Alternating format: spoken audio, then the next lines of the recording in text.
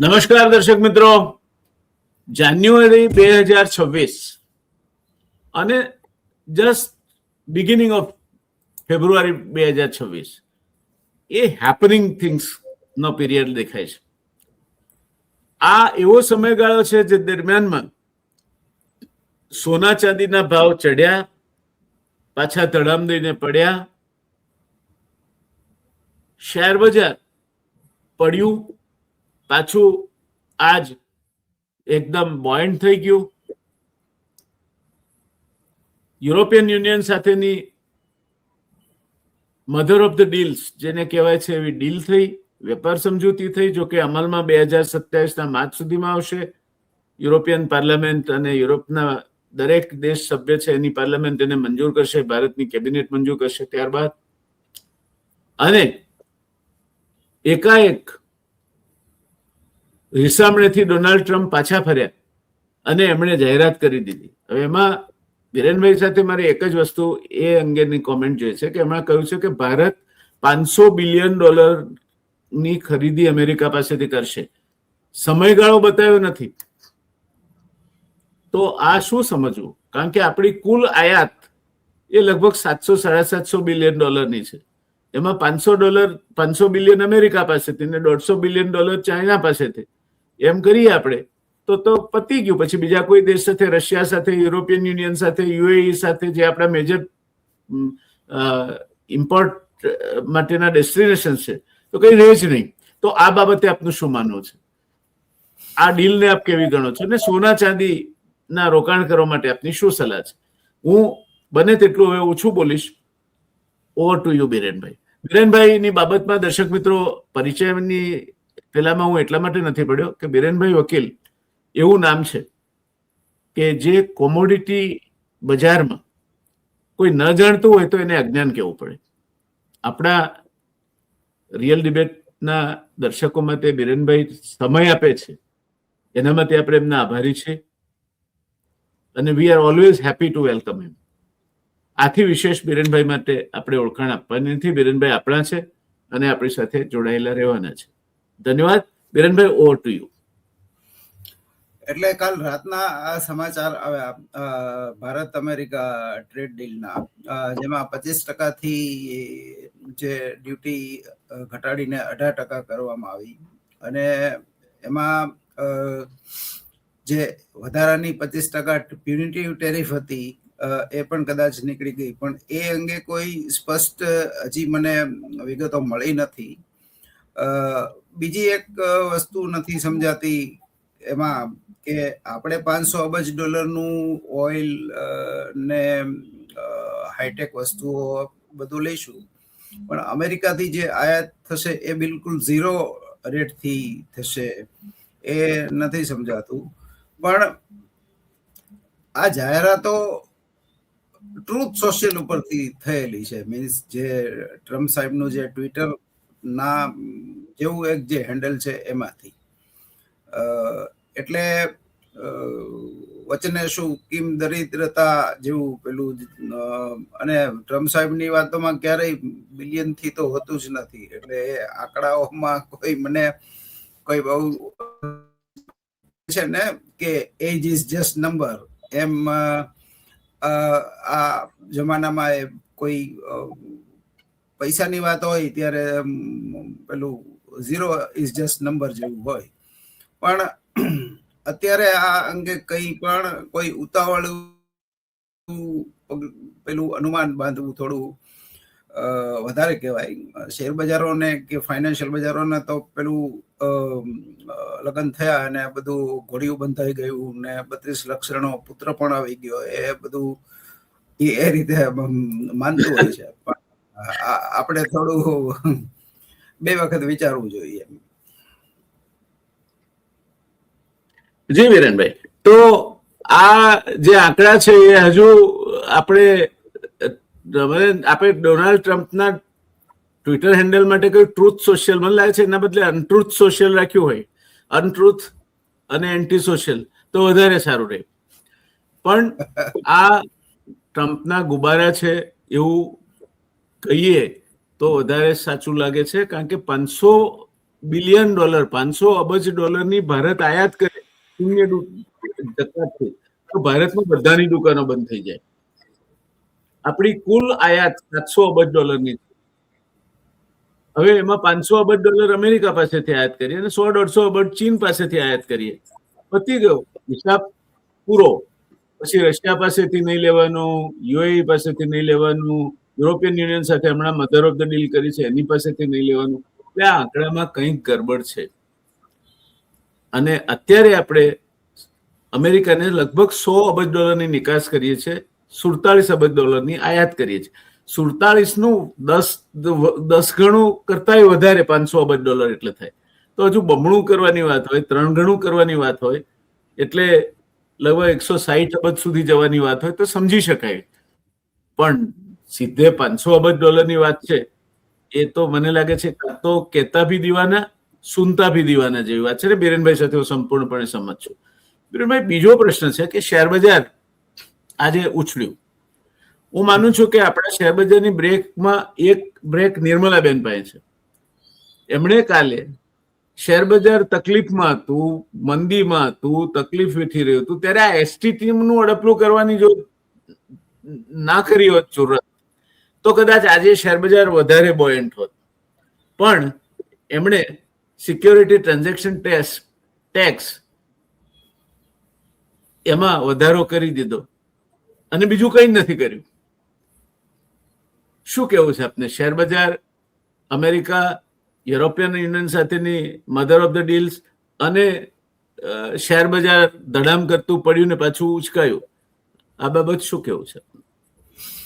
જે દિવસે બજેટ આવ્યું ને એ દિવસે ક્યાંક ડિબેટમાં મારે બોલવાનું હતું, તો એ દિવસે મેં કહ્યું હતું કે આમાં બજાર રીરેટિંગ કરશે.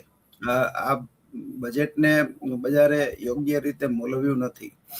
એમાં આપે જે કહ્યું કે એસટીટી ઉપરનો જે વેરો વધાર્યો, એક રીતે સારું પગલું હું એટલે કહીશ કે જે કેસીનો કલ્ચર આપણે ત્યાં વિકસી રહ્યું છે, આપણે 5 મિનિટ માટે ઓપ્શન એને આપણે રોકાણકાર ના કહી શકીએ.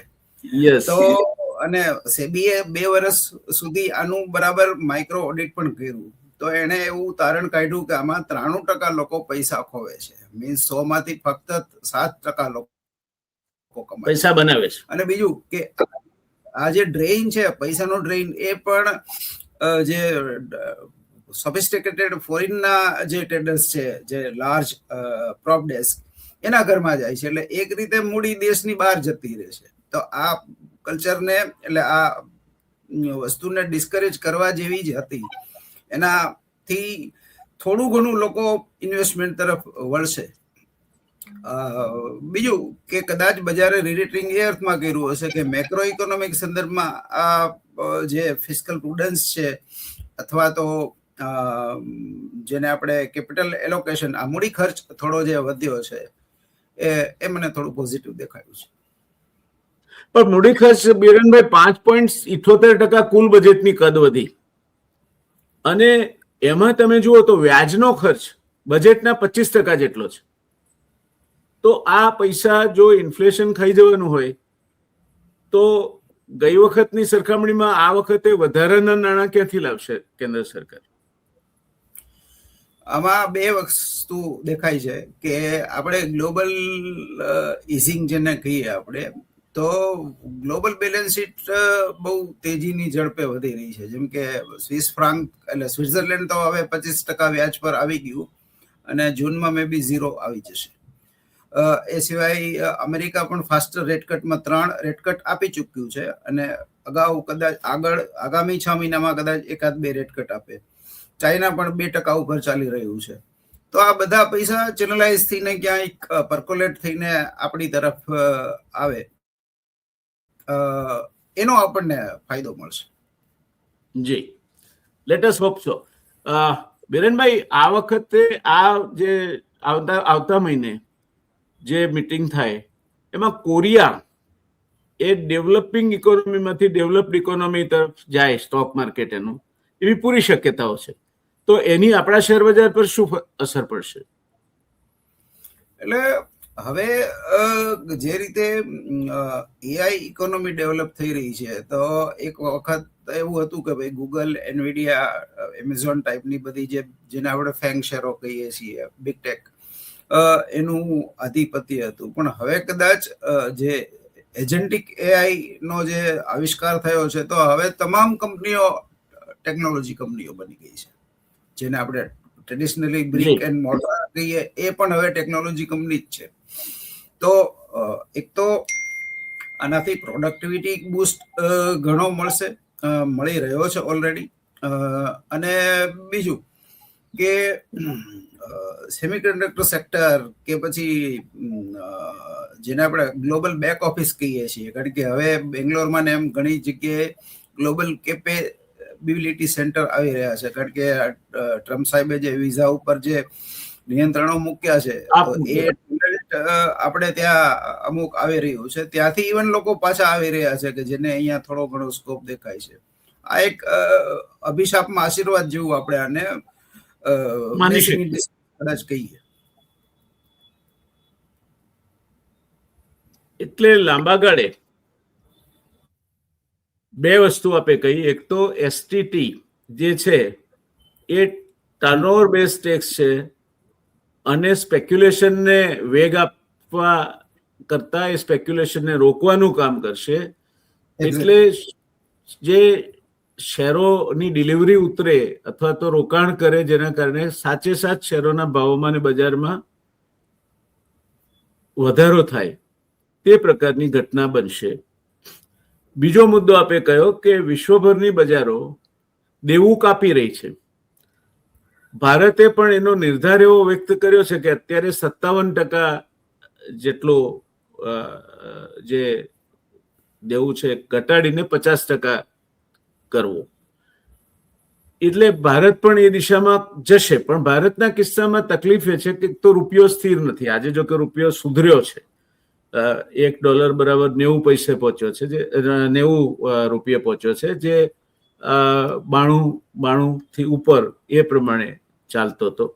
તો આ રૂપિયાનો સુધારાના કારણે પણ અર્થવ્યવસ્થામાં કંઈક અંશે મજબૂતાઈ આવી છે. તો આપ શું આ રૂપિયાના સુધારાને આપ એક લાંબા ગાળાની અસર તરીકે જુઓ છો કે વળી પાછો રૂપિયો ગબડીને 92-95 બરાબર થાય? કદાચ લોકોનું પ્રિડિક્શન તો એવું પણ છે કે આ ફાઇનાન્શિયલ યર એટલે માર્ચ 31, 2027 સુધીમાં એ 100ની સપાટી પણ વટાવી જાય. તો આ અંગે શું માનવું છે આપનું? એની માટે ડોલર ઇન્ડેક્સ કેવો રહે એ આપણે જોવું પડે. અને મેજર જે કરન્સી છે યુરો કે પાઉન્ડ, એના પરસ્પરના એક્સચેન્જ રેટ કેવા રહે. પણ હું એવું માનું કે 3-4% વાર્ષિક ડેપ્રિસિએશન જો થતું હોય ને, તો એક સારા બેલેન્સિંગ તરીકે કામ કરે. કારણ કે વધુ પડતું આયાતોનું ડમ્પિંગ થતું હોય તો એને થોડો બ્રેક મારે અને એક્સપોર્ટને થોડી બૂસ્ટ આપે. પણ એ ડિસઓર્ડરલી ડેપ્રિસિએશન હોય, મતલબ 7-8% જેવી નરમાઈ આવી જાય, ટૂંકા ગાળામાં નરમાઈ આવી જાય, તો એ બેલેન્સ ઓફ પેમેન્ટમાં થોડી અસ્થિરતા લાવી શકે. અત્યારે આના જે મેક્રો નંબર્સ છે આપણા, એમાં BOP 1.3 છે, હેલ્ધી છે આપણી ચૂકવણીની સમતુલા. ઇન્ફ્લેશન ઇઝ સમવેર અરાઉન્ડ બિલો 2%, જે RBI ના કમ્ફર્ટ ઝોનમાં છે, અને ગ્રોથ 7% છે. એટલે અત્યારે આ 3-4% ડેપ્રિસિએશન જો રહેતું હોય ને, તો એ આવકાર્ય છે. અને કદાચ RBI પોતે એવું પસંદ કરે છે કે ડમ્પિંગ ન થાય અને આપણી એક્સપોર્ટ કોમ્પિટિટિવનેસ બરકરાર રહે.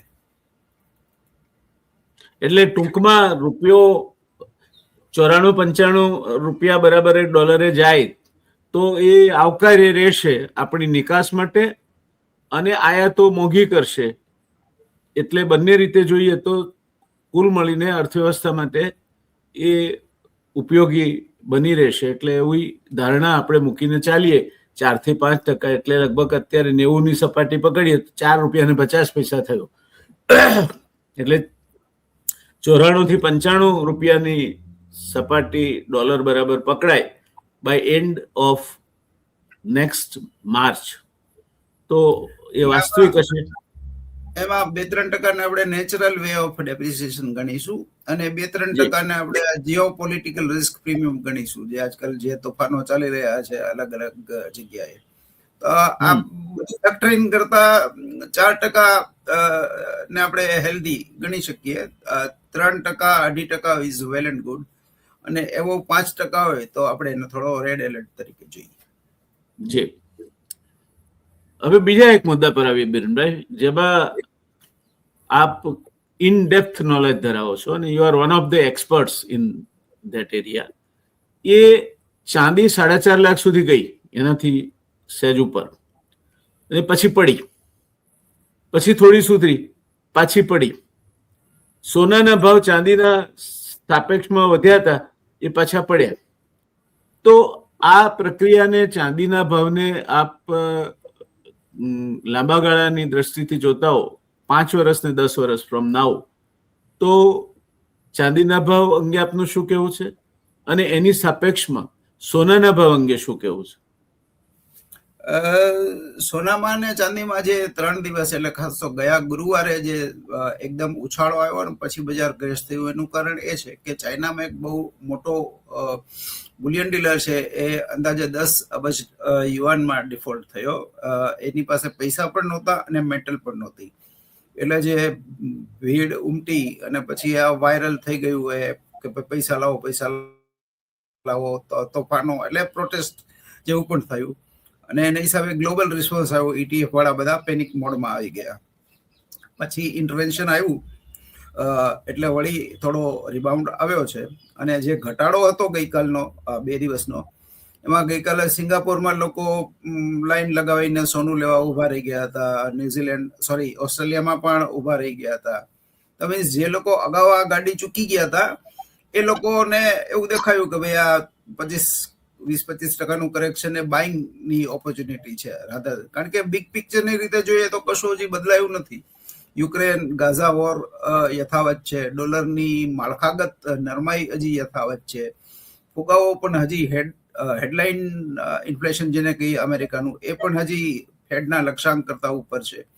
અને એ સિવાય જે સૌથી મોટું ચાલક બળ કરન્સી ડિબેઝમેન્ટ, એટલે કરન્સી કાગળ ઉપર ભરોસો નથી. કરન્સી એટલે કાગળ અને માલ એટલે મૂડી. આ જે બેઝિક સમજણ કે સેન્ટ્રલ થીમ છે એ હજી યથાવત છે, એટલે લોકો માલ નહોતા લઈ શક્યા, એ પાછા લેવા નીકળ્યા છે. તો અત્યારના સંયોગોમાં મેં આપને કહ્યું કે 5 વર્ષ ને 10 વર્ષ જોઈએ, તો શું લાગે છે ભવિષ્ય આપને? ચાંદીનું ભવિષ્ય શું લાગે છે, અને એ સંદર્ભિત સોનાનું ભવિષ્ય શું લાગે છે? બેયનું પોઝિટિવ છે, પણ બેયની ઓનરશિપ પ્રોફાઇલ થોડી અલગ છે. સોનાની ઓનરશિપ પ્રોફાઇલ સેન્ટ્રલ બેંકોની હોય, કે જે તેજી મંદી ટાઈપનું સટ્ટાકીય માનસ નથી, એને તો હેજ તરીકે સોનું રાખવાનું છે. અને ચાંદીની સ્પેસિફિક ડિમાન્ડ છે ETF બાયરો અથવા સોલાર કે ઇલેક્ટ્રોનિક્સ, AI, ઇકોનોમી. અને બીજું, અમેરિકાએ અને ચાઇનાએ બેએ સિલ્વરને થોડી ક્રિટિકલ મેટલ તરીકે જાહેર કરી છે. એટલે જે નિયંત્રણો આવ્યા છે, ચાઇનાએ હમણાં નિકાસ ઉપર થોડા નિયંત્રણ મૂક્યા, અને અમેરિકાએ પણ એને ક્રિટિકલ લિસ્ટમાં મૂકી છે ડિફેન્સ સેન્સિટિવ હોવાને કારણે. એટલે એનું એક જાતનું રિસ્ક પ્રીમિયમ ડેવલપ થયું છે. હજી પણ કદાચ થોડો સમય તો એ 3-6 મહિના કદાચ બરકરાર રહેશે. સલામતીની દ્રષ્ટિએ જોઈએ, વળતર અને સલામતી, ક્યાંક ને ક્યાંક તો આપે ટ્રેડ ઓફ કરવું પડે છે. એક્ઝેક્ટલી. તો વળતર અને સલામતી બેઉની દ્રષ્ટિએ જોઈએ તો 5 વર્ષ અથવા 10 વર્ષ માટેના રોકાણકાર માટે આપે સલાહ આપવાની હોય તો સોનામાં રોકાણ કરવાની સલાહ આપો કે ચાંદીમાં? હું વય જૂથને અનુલક્ષીને બોલતો હોઉં છું. 50+ હોય તો સંપત્તિનું સંવર્ધન જરૂરી છે, વેલ્થ પ્રોટેક્શન, તો ચાંદી નહીં, માત્ર ને માત્ર સોનું. 30-35 ના બ્રેકેટમાં, 30-40 ના બ્રેકેટમાં હોય તો થોડું સિલ્વરમાં ઓવરવેઇટ જઈ શકાય, કારણ કે આગળ કમાવા માટે હજી જિંદગી પડી છે. એટલે રોકાણની દ્રષ્ટિએ કોઈ રોકાણ કરે 5 લાખ રૂપિયા 10 લાખ રૂપિયા રોકવા હોય તો સોનામાં રોકે તો 5-10 વર્ષે વધારે ઈચ્છનીય છે. એવો થાય અર્થનો? મેં કહ્યું એમ કે જે હાઈ રિસ્ક પ્રોફાઇલ છે કે જેને વળતરને પણ થોડું બીટ કરવું છે, મીન્સ એને 10-12% રાજી નથી થવું, એને 15-20-25%, 30% જોઈએ છે, તો એને 65-35 રેશિયોમાં સિલ્વર 65, ગોલ્ડ 35 એમ જવું જોઈએ. પણ એજ બ્રેકેટ 25 થી 35 વચ્ચેનું હોવું જોઈએ. 50 થી 60 નું બ્રેકેટ છે તો હવે માણસ નિવૃત્તિકાળ નજીક આવ્યો છે, તો એમાં ચાંદીનું કમ્પોનન્ટ મિનિમમ હોવું જોઈએ, મીન્સ 10% જ હોવું જોઈએ. મેજર કમ્પોનન્ટ સોનાનું હોવું જોઈએ. હવે સોનાની જો વાત કરીએ તો આપ સોનામાં કયા ફોર્મમાં, ETF, ગોલ્ડ બાર્સ કે ગિની કે બિસ્કિટ કે કયા ફોર્મમાં રોકાણ, અથવા તો ગોલ્ડ ETF, એમાં શેમાં રોકાણ કરવાનું હિતાવ લાગે છે આપને? હું મટીરિયલ ગોલ્ડ, એટલે જેને આપણે ટચ ફીલ આપણે મહેસૂસ કરી શકીએ એવા ગોલ્ડને હું વધારે પ્રિફર કરું. ગોલ્ડ બોન્ડ એક સારું ઓપ્શન હતું, પણ હમણાંથી એમાં સરકારે એક નાનકડો ચેન્જ કર્યો છે કે જેણે સેકન્ડરી બજારમાંથી ગોલ્ડ બોન્ડ લીધા હશે એને કેપિટલ ગેઇન્સ ટેક્સ લાગશે, ઓરિજિનલ બોન્ડ હોલ્ડરને નહીં લાગે. તો જો આ ચેન્જ નો આવ્યો તો હું ગોલ્ડ બોન્ડ પ્રિફર કરત બિંગ એ સેકન્ડરી. જેને ઓરિજિનલ છે એને કોઈ ઇશ્યુ નથી, પણ સેકન્ડરી વાળા એને આ ચેન્જ આવ્યો છે તો હવે એની કરતા બેટર છે કે આઈધર ગોલ્ડ ETF માં જવું અથવા ફિઝિકલ ગોલ્ડમાં જવું. ETF માં જવાનો શું ફાયદો? ETF માં ક્યારેક એવું થાય છે કે જયારે બજાર તૂટી જાય ને ત્યારે બજાર ના રિયલિસ્ટિક ભાવથી થોડું ડિસ્કનેક્ટ થઈ જાય, કારણ કે એની લિક્વિડિટી ઘટી જાય. જયારે ફિઝિકલ ગોલ્ડ હોય ને તો એ અડધી રાત્રે આપણે પાડોશીને કહેશું ને કે ભાઈ 20 નીચે વેચવાનું છે તો ખપી જશે. એટલે તમે કહ્યું કે ETF માં રોકાણ કરવું પ્રેફરેબલ છે, તો કયા કારણો છે? એટલે ETF માં જેને સાચવણીની જફા છે, લોકરમાં નથી મૂકવું, અને લિક્વિડિટી નાની છે, જેમ કે આજે 10 ગ્રામ સોનું લેવું હોય તો પણ તમારે 15 લાખ રૂપિયા થાય, તો ETF ફ્રેક્શનલ ગોલ્ડ તરીકે તમને મળે છે કે તેમાં 1000 રૂપિયાનું પણ લઈ શકો તમે. અમુક 2-3 ગ્રામ ભલે આવે, 1 ગ્રામ આવે, તો એનો એક એડવાન્ટેજ છે કે મંથલી SIP કરવું હોય સપોઝ, તો ભાઈ 1000, 2000, 5000 ફ્રેક્શન લેતા રહો. પણ એમાં સલામતીનો કોઈ પ્રશ્ન આપ નથી જોતા? સલામતી અત્યારે એના બધા રૂલ્સ ને એવું બધું ગવર્ન હોય, જેવું શેરબજારના ETF છે એવું જ ગોલ્ડ ETF છે, પણ એમાં ક્યારેક ઇલિક્વિડિટી આવે, મીન્સ કે તમારે જે તે દિવસે વેચવું છે તો મે બી કે એ દિવસ પૂરતું એ ઓછા ભાવે વેચાય કે તમને ફેર પ્રાઇસ કદાચ ના મળે, ડિપેન્ડિંગ ઓન સ્ટેમ્પેડ જેવી જયારે એબનોર્મલ પરિસ્થિતિ હોય ત્યારે. અધરવાઇઝ નોર્મલ સંજોગોમાં નથી હોતું. જી, હવે અમેરિકામાં અને રૂપિયાના આપણા દર અને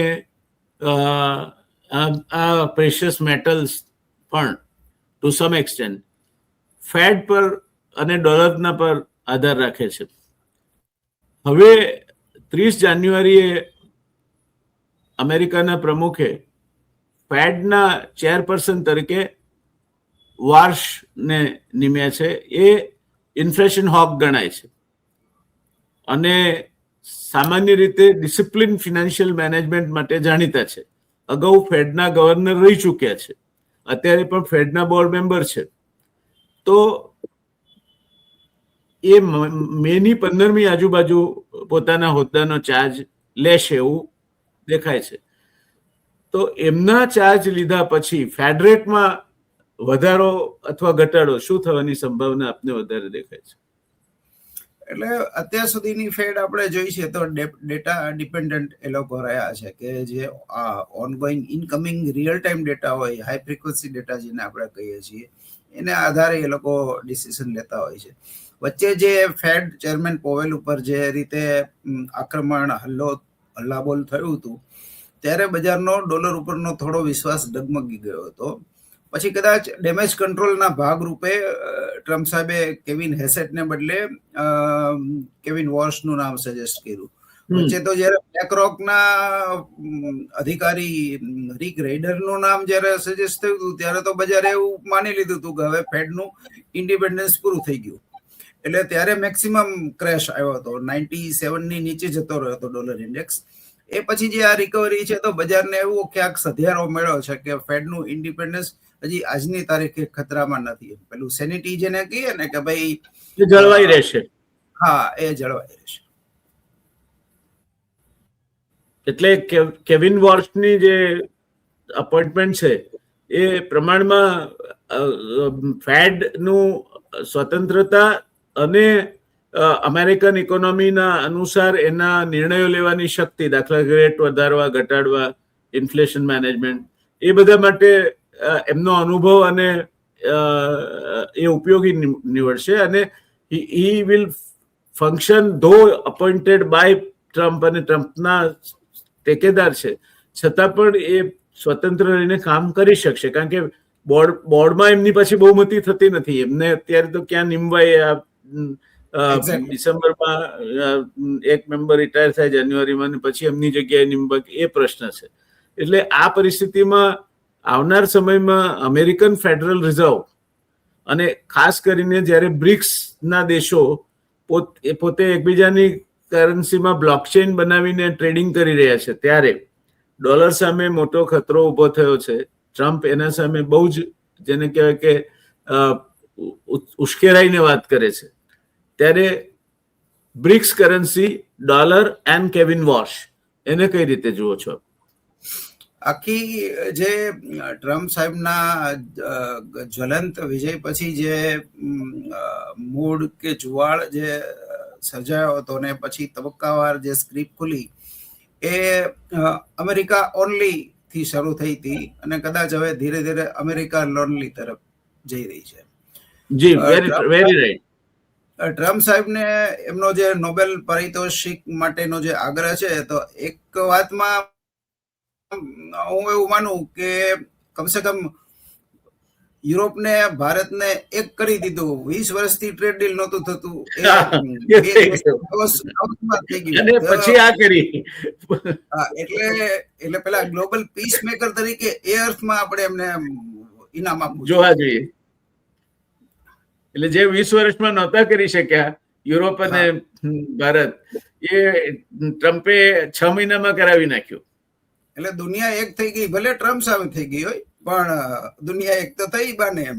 સાચી વાત છે. યુરોપના 6 દેશ અને હજુ હવે ફ્રાન્સના પ્રેસિડેન્ટ જવાના છે, એટલે 7 દેશો તો ચીનમાં જઈ આવ્યા.